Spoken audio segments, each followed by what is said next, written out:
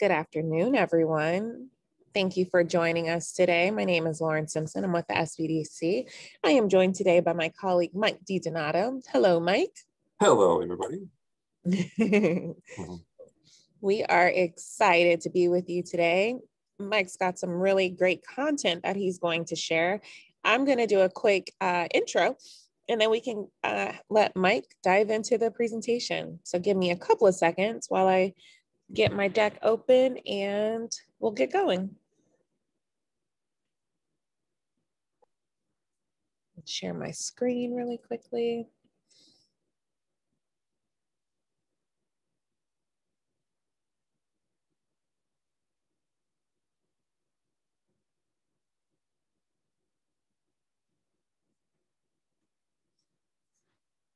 All right, let's get started. Hello again, my name is Lauren Simpson. I'm with the SBDC, or the Small Business Development Center. We're a national program with over 1,000 locations across the country, and we offer no-cost services to local small businesses. Now, our services are at no cost to you because your tax dollars have already taken care of our fees. So be sure to partner with us so that we can provide you some of our free resources. For the Los Angeles network, which is the network that I represent, we serve the counties of Los Angeles, Santa Barbara, and Ventura. And so the map in front of you shows the centers that are part of our network. You can see that they're as far out as Camarillo. There's a location in Santa Clarita, Pasadena, Laverne, all the way down to throughout Los Angeles, of course. All the way down to Long Beach. And so if you're in any of those areas, again, Los Angeles, Santa Barbara, or Ventura counties, please be sure to get in contact with us. Again, we offer no-cost business advising. And so you're able to sit one-on-one via Zoom or phone with one of our business experts, experts in the in finance. So you could be set up with Mike DiDonato with us today, as well as licensing, permitting. He's also an expert there. Marketing, business planning, you name it, we've got it. And we offer virtual trainings. And so they're comprehensive workshops to help adapt and grow your business. Please know that we're here to help you. We want to see you succeed, and we want to be along for the journey. So for those in the Los Angeles area, you can reach out via phone, 866-588-7232, or you can go online, smallbizla.org/new client. Now, for those of you who have reached us outside of the Los Angeles, Santa Barbara, and Ventura counties, you may go to americassbdc.org/find-your-SBDC. I'm going to do a quick stop the screen share and really quick housekeeping. Let's be sure to put all questions into the Q&A. Now, please, please, please keep those questions on topic so that Mike's able to continue through his presentation without getting thrown off. Questions into the Q&A, on topic questions into the Q&A, excuse me. And then the chat will be reserved for any resources that we'd like to share with you. We also get listeners who like to provide insight or, just if you guys want to have some conversations there, that's fine as well. If you need anything or would like to get in contact with Mike to set up a meeting, I will drop my email into the chat so you can reach out there. And then if you would like to see a recording of this session, please again, shoot me an email. With that, Mike, I'm going to hand it over to you. Good afternoon to you, sir. Thank you so much for doing this. And actually, I prefer an interactive session. So if you have a question that you want answered verbally, or you want to ask it verbally, go ahead and raise your hand. Lauren has the opportunity to allow you to speak. Okay. So today we're going to be talking about marketing budgets, which I feel is really important. And I'm going to be taking you through a presentation. Let me go ahead and share my screen. By the way, today is tax day, 9/15 was the extension date for certain types of businesses. And that is why GB is not with us today. So I'm going to be talking about marketing budgets. We have an overview, types of marketing strategies, marketing resources and costs, and I have some actual examples of how to put together a marketing budget. And we'll go from there. So first of all, what's a budget? Basically, it's a plan on how much you're going to need and how you're going to be able to spend it. It's a decision-making activity to determine priorities. Always keep that in mind because there's going to be competing priorities. And by the way, if you're not creating budgets for your business, just overall budgets, you should be. And if you need help with that, let us know. Contact Lauren. It's one of the things we do. And actually, it's one of those components that's required for the California Dream Fund, which Lauren didn't mention. We're going through, when's the next cohort start, Lauren, for the California Dream Fund? We have cohorts actually beginning next week. And next week, as well as we have cohorts beginning the first week of October. And what is that cohort, the next cohort for? What type of industry? So we've got childcare, construction, and then the following week will be general or professional services. So I'm adding my email. They can feel free to shoot me an email for additional info. For those of you who are unfamiliar with the California Dream Fund, the state of California is offering grants of either $5,000 or $10,000 for startups. Startups being defined as those who have started their business after July 1st, 2019. There's a particular set of workshops you have to go through. There's also some documentation. And part of that documentation is the creation of a business plan as well as projections of budget. And so please keep that in mind. And there is a mailing list. Perhaps, Lauren, you can put the mailing list information into the chat room as well to get to our California Dream Fund page. I'll also include the FAQ in case there are any questions related to the grant program. Great, thank you. So we're specifically talking about a marketing budget. The purpose of an expense budget is to set priorities. I already said that. The purpose of a marketing budget is to set priorities for spending on advertising, promotion, and marketing. And it should be aligned with the overall marketing strategy associated with objectives and the 4 Ps. And the 4 Ps have been around forever. And if you haven't heard that term until today, you're going to be getting a quick lesson in. So marketing objectives, primary goal, increase sales, but also make sure you're not losing profitability. So you want to increase profitability and increase sales, possibly grow the company, increase your market share, understanding of your customers' needs and desires, influence your customer needs and desires after you understand your customer needs and desires. Brand development, we talked about brand development in another session. Customer relationship and engagement, okay? Possibly introduction of new markets or introduction of new products and services. These are various types of marketing objectives. Before you put together a marketing budget, understand your marketing objectives. And it may not be all of these, it might be 1 or 2 of these, but please keep that in mind. So the 4 Ps of marketing, this is taught in business schools and has been taught in business schools for decades. You have price, place, promotion, and product. So when we're talking about price, and I did a separate presentation on how to price properly, it's not about what the cost is and you doubling or tripling it. That's never what the pricing should be about. The pricing should be about the benefits that you're bringing to the marketplace, the benefits that you're bringing to the buyer, the benefits that you're bringing to the business, okay? There might be some price sensitivity in terms of elasticity and inelasticity, which has to do with supply and demand. Price might also involve discounts. You always need to look at competitors, but price is obviously one key component of the 4 Ps of marketing. You can compete in some or all these areas. Typically, you're not going to compete in all of those areas. Place has to do where the location of products or services are. If you are trying to get into a retail outlet, like a grocery store, place has to do where your product's going to be on the shelf, okay? Place might also be where your warehouse is located to get the product distributed to your buyers.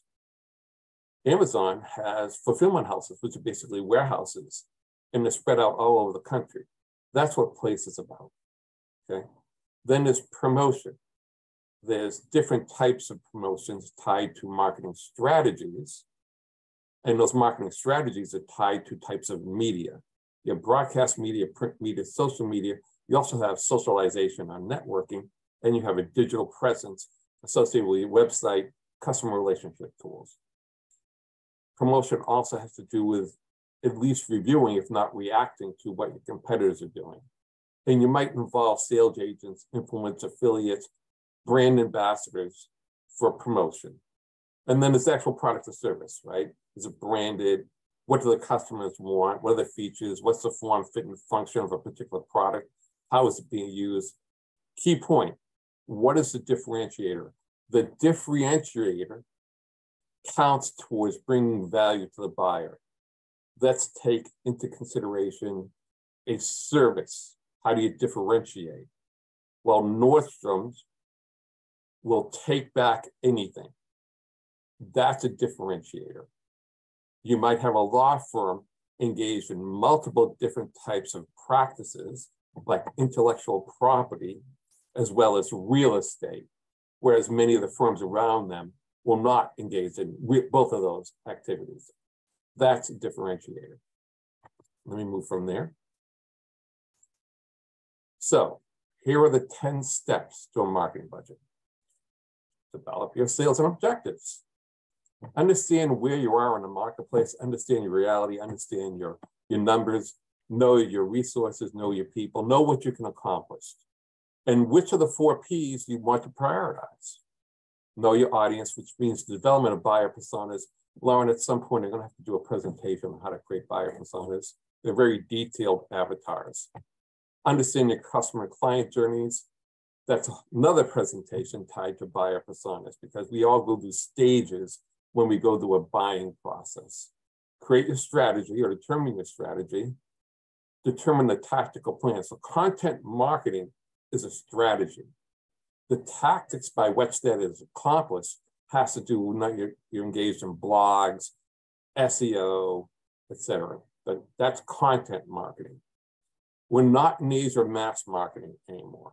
We're not selling refrigerators to every household in the United States. So there's different types of strategies. I'm going to look at them in a minute. Create the tactical plan. Look at the resources that you have available to you inside and outside your business, human, technological, and capital. Establish your milestones, measure it, and adjust. By the way, this type of structure plays well anytime you want to create a budget. Determine your objectives, determine the resources, determine the strategy, execute it, and measure it, and then tweak it. Let me go from there. So marketing strategies. I list 8 or 9. I did a look the other day. I saw someone list 52 different marketing strategies. You're not going to engage in all of these. You're going to engage in 1, 2, maybe 3 of them, okay? So there's a portfolio strategy where you're looking at a firm's entire collection of businesses. That's if you have multiple businesses, or multiple brands, or multiple types of products. And you're going to evaluate all those products and determine which ones should be discounted or discarded, or which ones are obsolete. Market segmentation is extremely important in this world. You need to understand your business customers or your consumer customers based upon demographic, psychographic, geographic, behavioral determinants. And that's how you develop buyer personas. Where you are on the brand equity pyramid. Remember we talked about that, Lauren, how you climb the brand equity pyramid. You have to develop a reputation. Gucci's developed that. A lot of fashion houses have developed that. And as you have the reputation in the marketplace, you can increase your pricing, but you have to know where you are in the marketplace compared to your competitors. And there's a functional strategy associated with the mix of the 4 Ps to increase market share, venture into new markets. We talked about market penetration, where you go in. Spectrum's doing that. Spectrum's saying, look, come join us for a low price. That's a penetration strategy. They'll raise it eventually. And then there's a competitive value.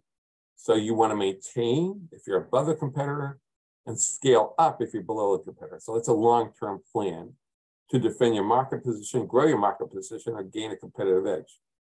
That's just the first 5, okay? Now we're moving on to other ones. There's a loyalty strategy, there's a content strategy, there's a direct strategy, there's a digital strategy. You're not going to play in all these strategies. You pick 2 or 3 that work for you. So we're all familiar with loyalty programs. I think we're all familiar with content strategy when you talk about blogs and books and articles, et cetera. Direct marketing has, those mailers that you get in your mailbox, or the direct mail that you're receiving in your inbox, what we might refer to as spam. And then there's the digital strategy, when you're involved in SEO and social media and reputation analysis, online reputation analysis, Google Analytics. That's digital marketing. Not everybody's on Facebook. Not everybody is on Twitter. I don't have a Twitter account. I'm of a certain age, I don't tweet, and I don't look at tweets, okay? So determine where you want to play based upon what your objectives are. You pick 2 or 3, okay? So moving on from there, how do you calculate the budget? Per the SBA, their guideline says 5 to 8% of revenues should be allocated for marketing. It shouldn't just be a fixed cost across the board. I've seen that happen too many times. 5 to 8% of revenue. Now that's an average. Keep that in mind across all industries. 2 to 3% for run rate marketing. Run rate marketing is consistent marketing week after week, month after month. Pay-per-click campaigns are run rate marketing. You set a certain amount, you run it for a period of time, periodically. Now, if you are involved in a consumer-facing business, or you're trying to go in early and build your business, it could be as much as 20%. A new restaurant coming into a new location might be up to 20, 25% of the revenues should be spent on advertising because they have to build their presence in the community.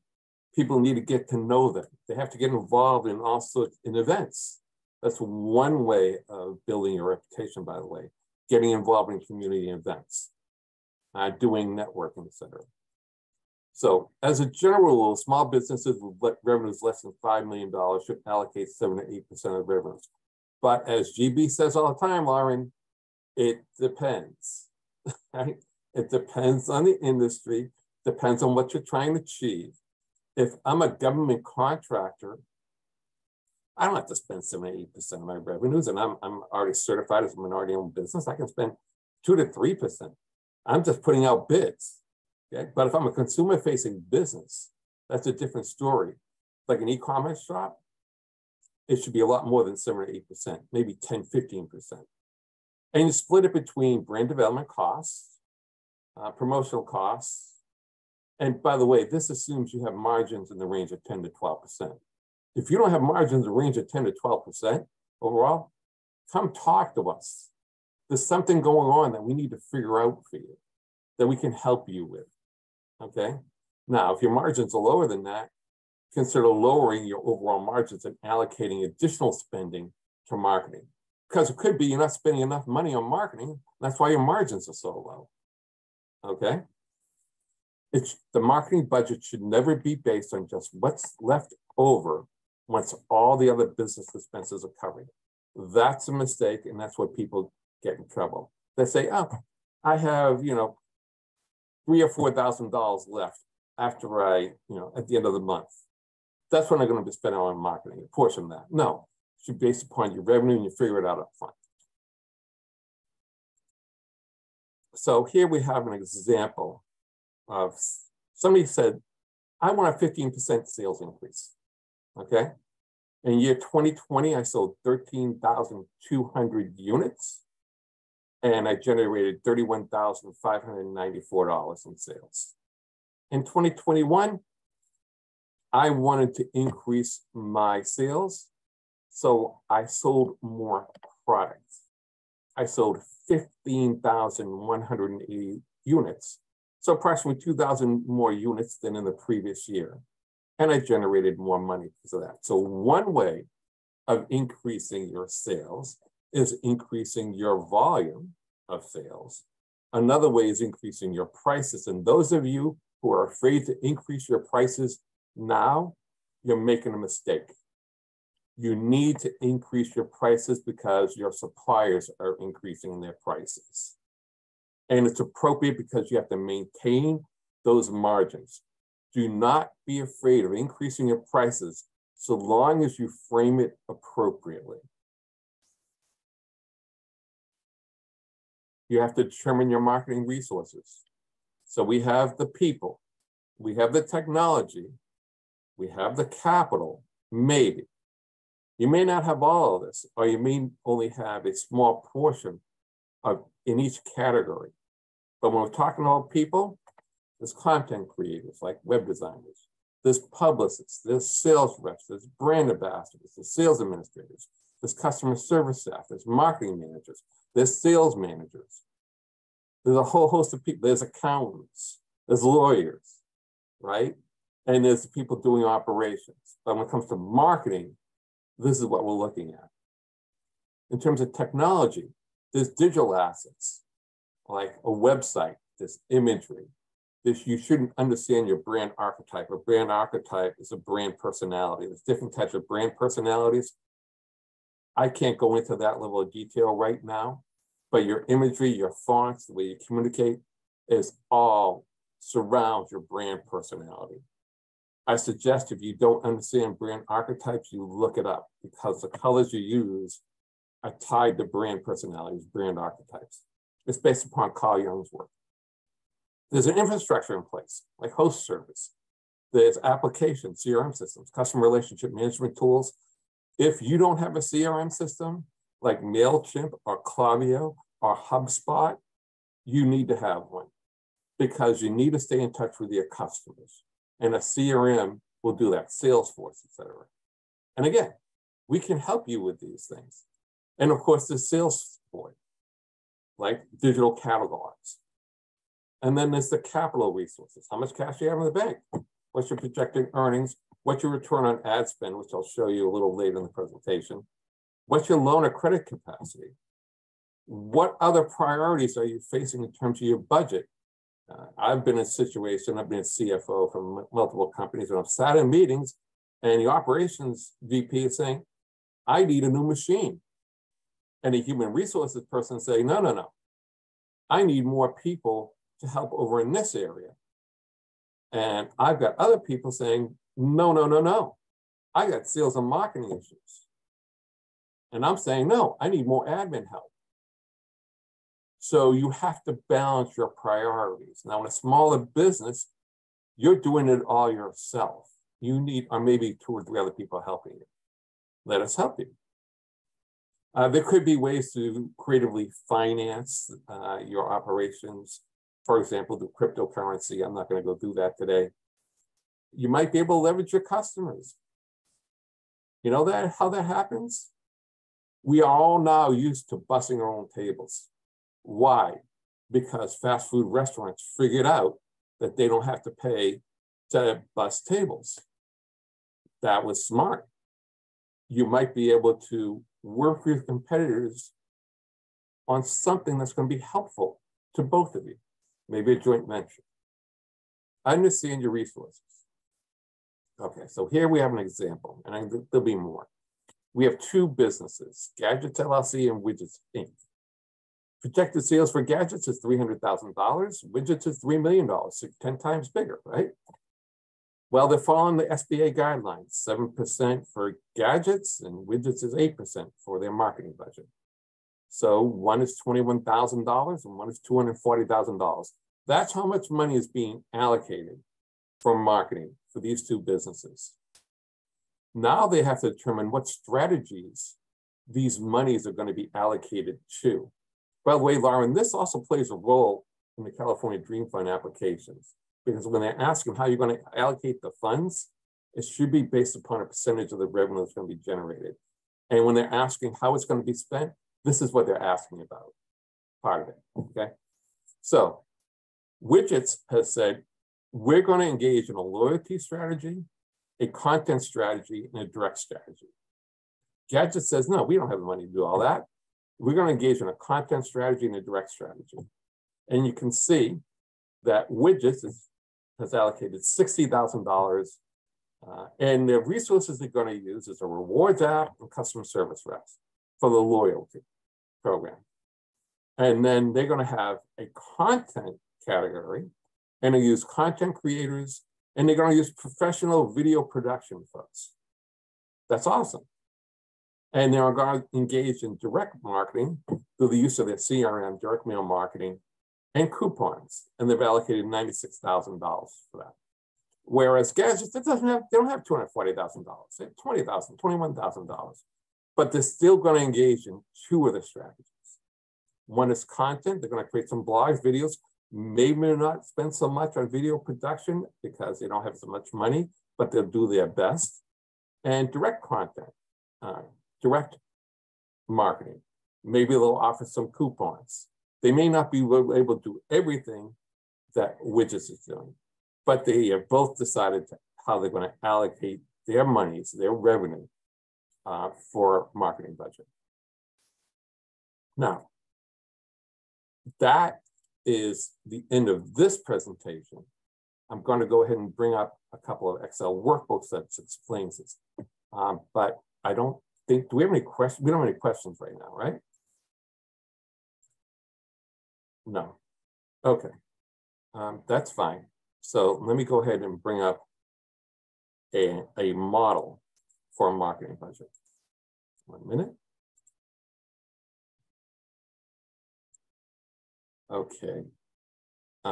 Give me 1 second. There we go. You can see my screen, correct, Lauren? Okay. So what we have here is a full-blown marketing budget laid out in very detailed terms. Don't let all the numbers confuse you. What we have here is a month-by-month projection and some actuals for this marketing budget. And this is a roll-up. It's a roll-up from all the other tabs below. And this is the total page. And down below here in rows 37 and down, this is the actual total for the year. So this company, and it's a fairly large company, hypothetically, decided to spend $2.1 million on marketing. Now, because they have such a large budget, they can engage in numerous activities. So they engage in paid advertising, branding, a website, content marketing, public relations, product marketing, events, personnel. Look, they spend $1.5 million on personnel, okay? So this is a fairly large company. But the concepts apply. And what they have here is a projected number for each category and an actual number. And they came in very, very close to what they projected. I mean, this is awesome. If anyone was able to ever come in to this actual number versus that budget, they're doing an absolutely great job of budgeting. They had tight controls. And down below here, these tabs, you're going to see each category. So here we have paid advertising. And with each category, you have multiple line items. And down the bottom, you're going to see a total. So for the year, they spent money on search and pay-per-click and lead generation, direct mail, and display ads and TV ads and radio ads, et cetera. And they actually spent about the same as what they budgeted, okay? And now, in the branding category, we have numerous line items. You have software and hardware and design and IT and equipment and stock photos and stock video and freelancers and so on and so on and so on. They spent $117,000. Actually, they spent $111,000, a little less than what they projected. They didn't spend as much in some categories as they thought they were going to, okay? This is how you put together a marketing budget. Now, obviously, for smaller businesses, you're not going to have all these expenses. I've used this for smaller businesses. We just zero out the categories you're not using, okay? So here we have a website. Now, when it comes to a website, you have to design it, you have to develop it. There's some coding that has to go on. That's what CMS is. You have to integrate it. There has to be hosting, plug-in tools, some photos. I mean, there's a lot of stuff that goes into designing a website. For a company this size, this is not unexpected. It can be even more for the development of a website. Okay. And then if we go to content marketing, that's one of the other strategies that we talked about.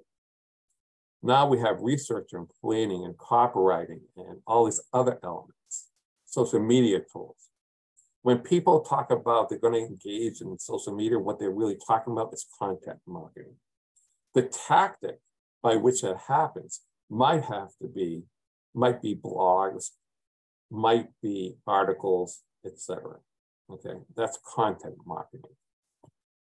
Then we have a public relations strategy.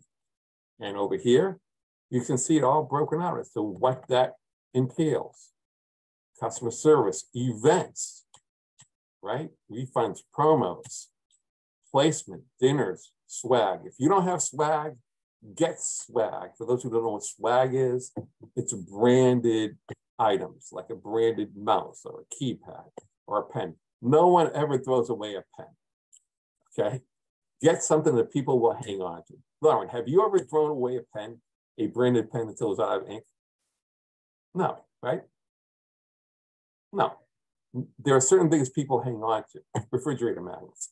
Get branded swag. Do it, it's well worth it, okay? Then we have product marketing. And now we're into developing a competitive analysis, which we can help you with. Looking at focus groups, doing some testing of the product, launching events, more PR, product-specific content marketing, some demo videos, okay? And then we move into a category just for events. And perhaps events might be the right thing for you, but we won't know that until we talk to you, okay? And so we have money set aside for events. I wouldn't even think about decor, but they had to spend $7,200 on decor. It wouldn't even occur to me until I sat down and broke out all the costs associated with hosting events. Backdrops, for example. Okay, hiring of a photographer or a videographer. And then we have the staff. And this is the staffing line, which is the biggest line. And this is obviously a much larger company. Okay, so Lauren, I'm going to make this spreadsheet available to you, and then you can share it with whoever asks for it. Okay, so I'm going to stop that share. I want to know if there's any questions about what I just went over. No? We had someone who raised their hand, but then it went back down. So you guys feel free to raise your hand, and then I can stop Mike and we can unmute you so that you can speak to him directly. Wow, I'm just getting bored hearing myself talk, and that's okay. So I'm going to show you a real marketing budget from a company that I work with, one of our SBDC clients. Obviously, I've hidden the name because we have to do that. Let me go here. I'll tell you what they do, though. This is a company that produces clothes, branded clothes, specific types of branded clothes. And they sell to fraternities and to sororities and to other fraternal orders. And they also sell their product for special events like weddings, anniversaries, etc.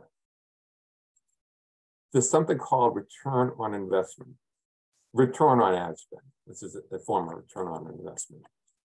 In 2020, this company had sales of $580,000.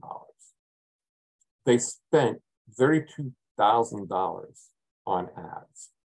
Their return on investment was on the ad spend was 2.53. Okay. So because they generated $81,000 in revenue, what you do is you take the amount of revenue that was generated by the ad spend and you divide it by how much you spent. And that's how you get the 2.53.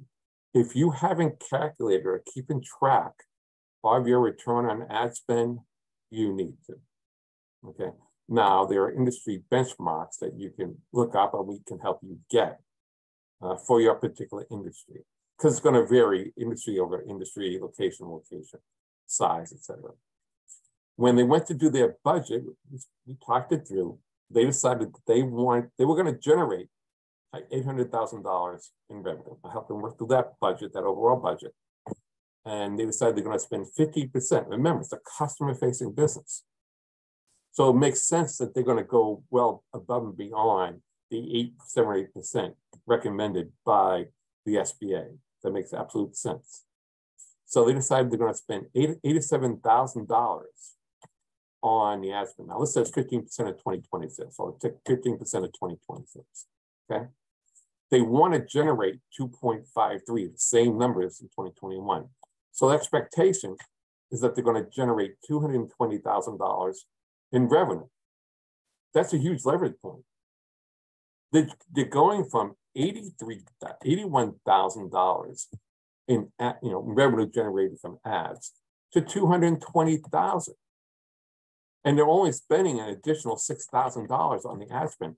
That's how important, that's how impactful an ad spend can be, but it has to be spent appropriately, which is why I determine the budget.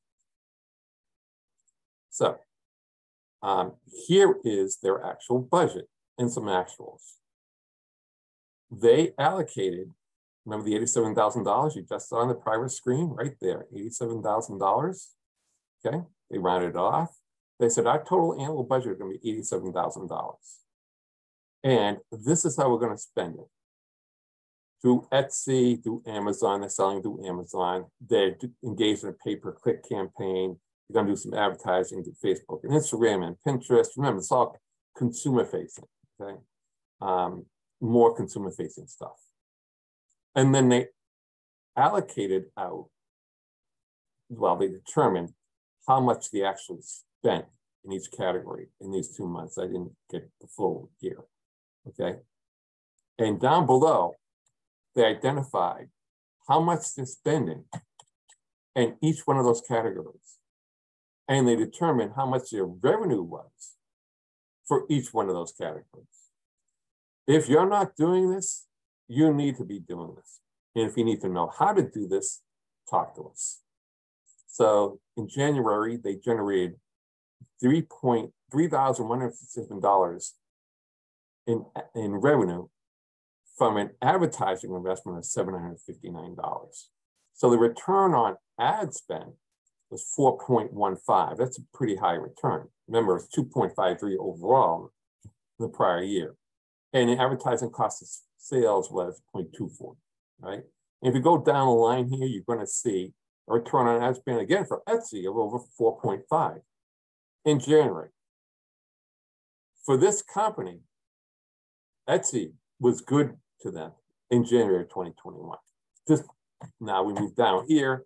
Amazon, not as good, about 2 on the return on ad spend.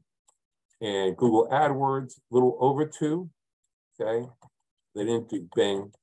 Down here, Facebook, not as good. By the way, your results may be completely different. Do not assume just because it was lower on Facebook for this company, it's going to be lower for you. It all depends. Okay, and Pinterest, for this company, Pinterest was not a good investment. Look at February. They didn't get as much as they spent from revenue for Pinterest.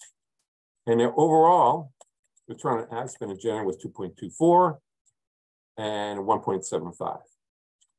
I wanted to show you this because I wanted to show you a real life example of a marketing budget and how it's tracked. And this company did an excellent job of putting this together. So with that, Lauren, I really don't have much more on this topic. So what I would rather do is see if anyone has any questions about what I just went over. And if not, we can just move on with our day. We did get one question. Cece says, what if you offer services, not product? Can you help with this?